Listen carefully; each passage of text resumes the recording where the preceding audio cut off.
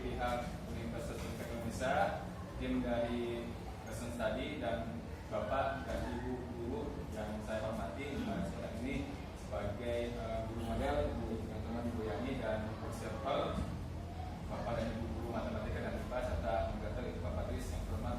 Pada kesempatan ini sebelumnya saya ucapkan terima kasih kepada yang tadi disebutkan atas kesediaan waktunya untuk pada hari ini kita melakukan lanjutan kegiatan gerakan buka kelas atau lesson study setelah dalam 1 bulan terakhir sekolah kita SMA 4 Kuningan sudah melaksanakan 3 siklus 1, siklus 2, dan sekarang siklus 3. Dan alhamdulillah kemarin kita sudah melaksanakan gerakan buka kelas, dan sekarang hari ini kita sama-sama untuk melaksanakan refleksi dari kegiatan pembelajaran kemarin.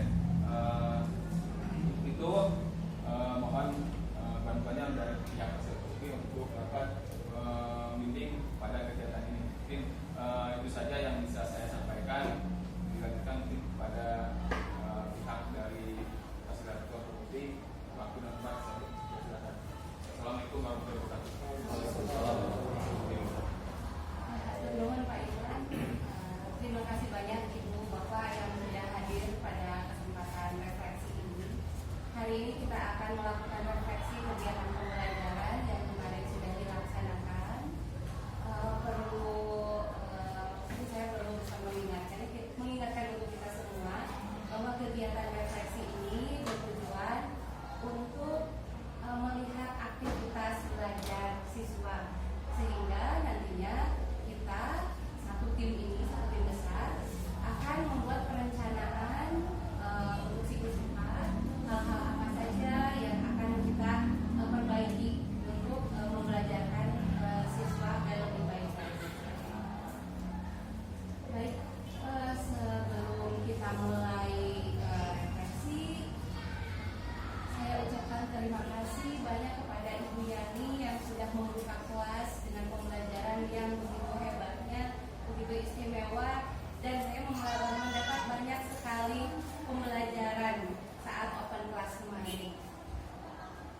Beliau guru senior tetapi sangat bersemangat gitu ya.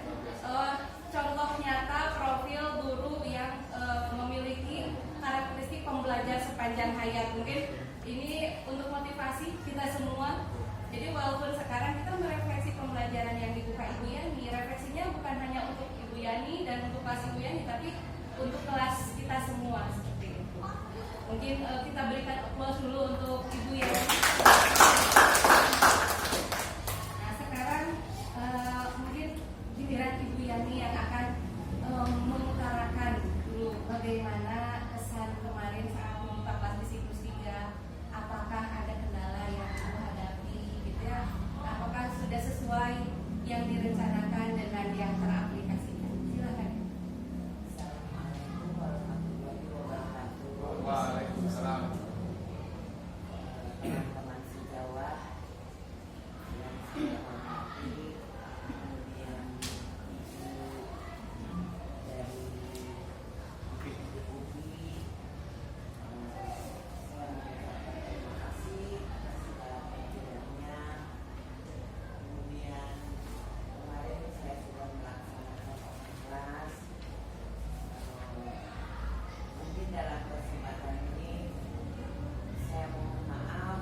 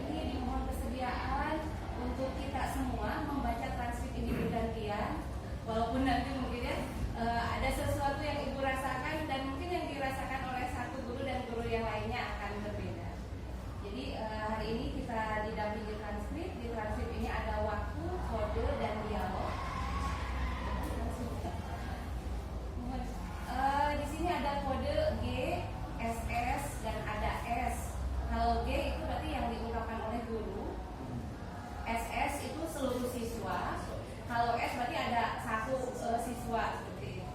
Jadi nanti misalkan saya membacakan yang awal B1, Assalamualaikum warahmatullahi wabarakatuh. Nah nanti Pak Iwan menyebutkan SS2 gitu.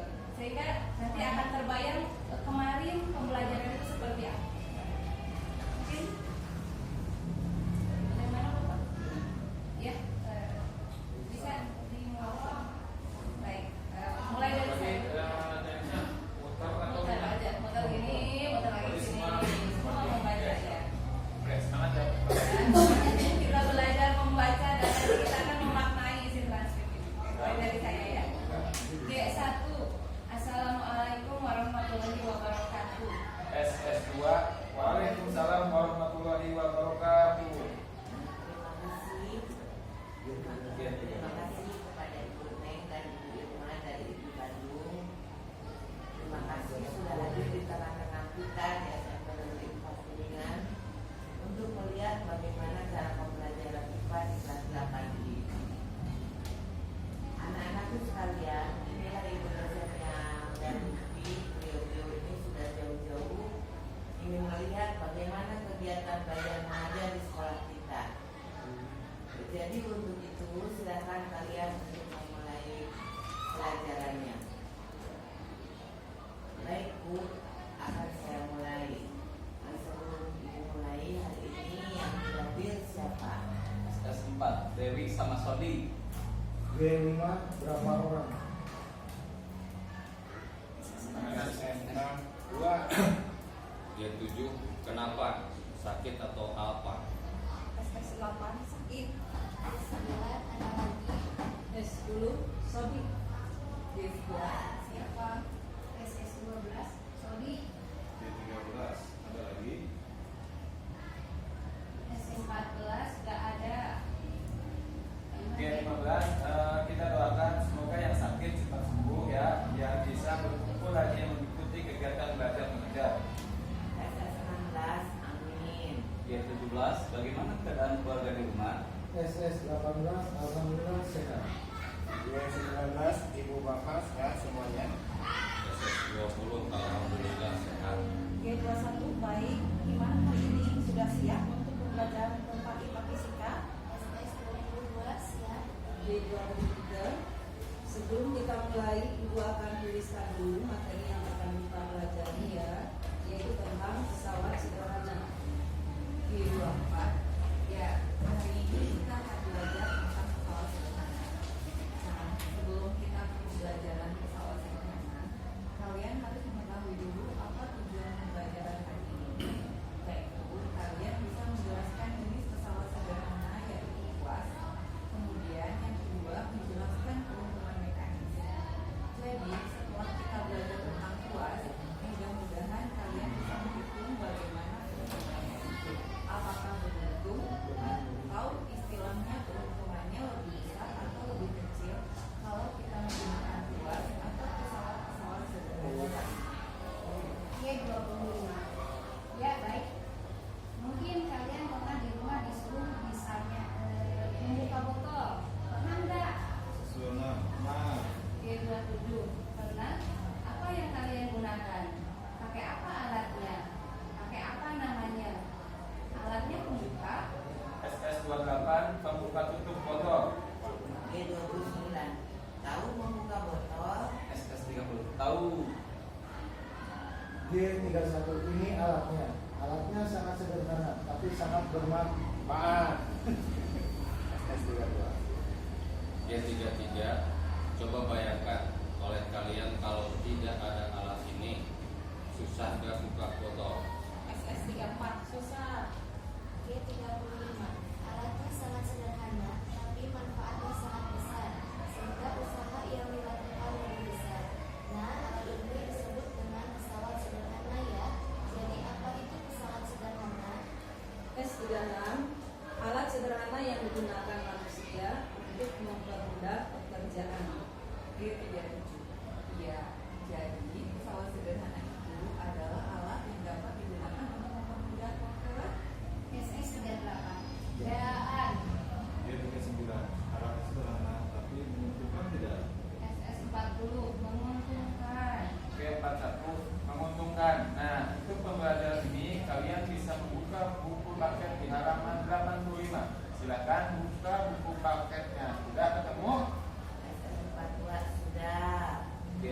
3. Baik, untuk pembelajaran kalian bisa menggunakan buku paket yang sudah ada yang biasa kalian pakai.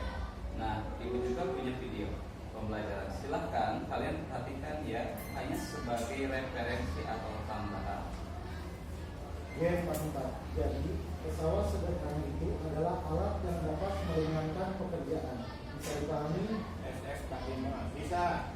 G46. Oke, kita lanjut ya.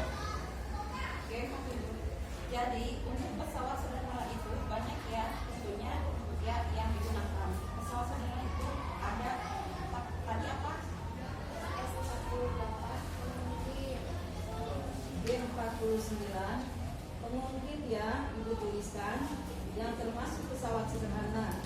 Ini ada tuas atau yang disebut dengan pengungkit, kemudian ada katrol, kemudian ada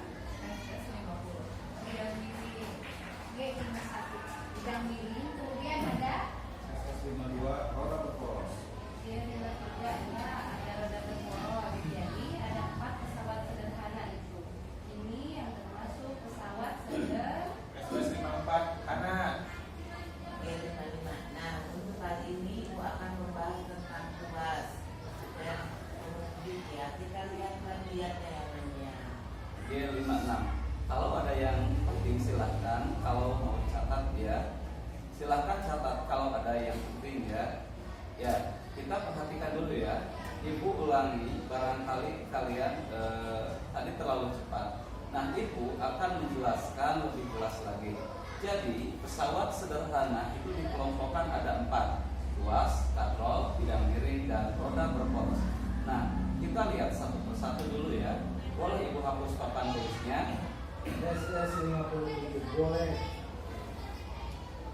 G58. Iya, kita belajar tentang tuas. Jadi kita akan belajar tentang tuas atau pengungkit dulu. Nah, yang perlu kalian pahami untuk mempelajari tentang tuas atau pengungkit, ada beberapa bagian yang harus kalian pahami. Di mana pada pengungkit itu ada yang disebut dengan titik tumpu. Apa itu titik tumpu? S59, tempat tumpuan bagi pengungkit. G60 boleh. Ada lagi yang tahu apa sih titik tumpu? Titik tumpu itu adalah titik tempat apa? Tempat apa coba? Titik tempat tumpuan ya. Apa boleh juga? Udah biar mudah ya. Yang keduanya ada lagi yang disebut dengan titik beban. Apa itu titik beban? Titik tempat apa? Tempat apa coba? Ada yang tahu? Tempat melekatnya beban. Ada lagi yang disebut dengan titik kuasa, yaitu titik tempat ada yang daya atau kuasa. Tapi kalian harus tahu dulu ya. Ada titik tumpu, ada titik beban, ada titik G62.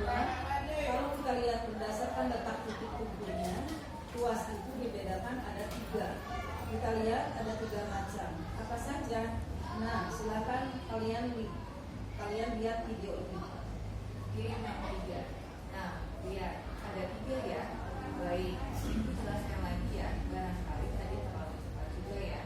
Jadi berdasarkan letak titik tumpunya, tuas itu dibedakan ada 3. Apa saja? Jadi berdasarkan letak tumpu ada berapa tadi? SS63. G65 ada 3. G66 ada titik tumpu golongan 1, di mana titik tumpunya itu kalau ibu gambarkan di antara ini titik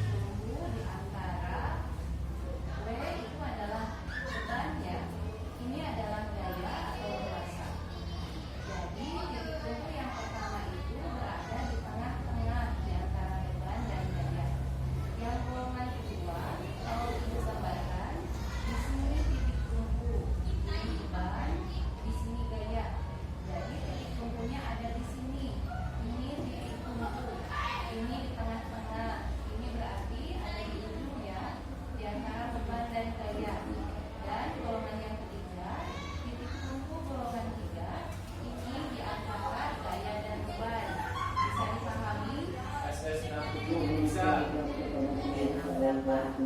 Lalu contohnya apa kalau yang ada di tengah-tengah, titik tunggu berada di antara, ini apa namanya? 9 gunting. Apa yang namanya gunting? Gunting itu titik tumpunya ada di tengah. Di sini gaya bekerja ketika kita memotongnya. Bebannya yang mana? Ini kertasnya di ujung. Nah, ini namanya golongan pertama. Jadi titik tumpu berada di antara gaya dan beban. Bisa dipahami? SS71 bisa. G72. Oke, kita lanjut. Sekarang yang golongan kedua, di mana titik tumpu itu di antara beban dengan gaya. Apa sih alatnya yang untuk kehidupan sehari-hari? Apa ini namanya? SS73 Guna untuk motor.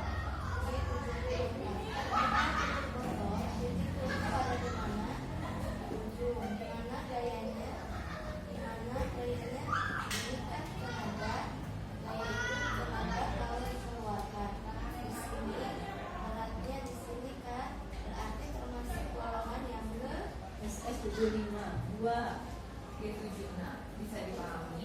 SS77 bisa. G78. Lanjut. Kita yang ketiga ya. Karena yang ketiga itu adalah titik tumpu golongan 3, di mana titik tumpu ada di ujung, kemudian di antara kuarsa dan beban. Apa alatnya? Nih, apa namanya ini? SS79 hektar. G80. Kalau kita mau menghektar, gimana caranya? Kan dipegang ininya, di mana gayanya? Kita menekan di sini kan di ujung. Terus titik tumpu ada di mana? Di sini. Beban ada di mana? SS81 di belakang. G80 sama enggak? SS83 sama. G84 oke, bisa dipahami? SS85 bisa. G86 itu berdasarkan titik tumpunya. Nah, jadi kalau kita lihat dari berbagai alat ini, yang termasuk pesawat sederhana, alat-alat yang sederhana, tapi mempermudah pekerjaan kita. Untung nggak? G88. Nah, sekarang bagaimana kita bisa menghitung keuntungan mekanis menggunakan pesawat sederhana? Ini punya gambar nih, ini punya gambar ini yang sangat sederhana ya, supaya kalian lebih mudah. Nih, ini mau menggambar batu. Kalau diangkatkan lebih berat, batu itu kalau diangkat sendiri lebih berat. Apalagi ibu cangkengnya disolotnya, cepat sakit pinggang. Ini ada batu yang mau dipindahkan. Ini akan lebih mudah kalau kita menggunakan tuas atau pengungkit. Kita ambil linggis, kemudian kita ambil ini adalah sebagai tumpuannya. Jadi ini batu itu namanya apa? SS89 beban. G90 beban atau simbolnya apa? W. G91. Ini apa ini? Titik tumpu. Kalau mau memindahkan batu, berarti itu harus memberikan gaya, memberikan tenaga. Di mana tenaganya? Di sini kan bekerja di ujung. Itu akan lebih mudah, betul nggak?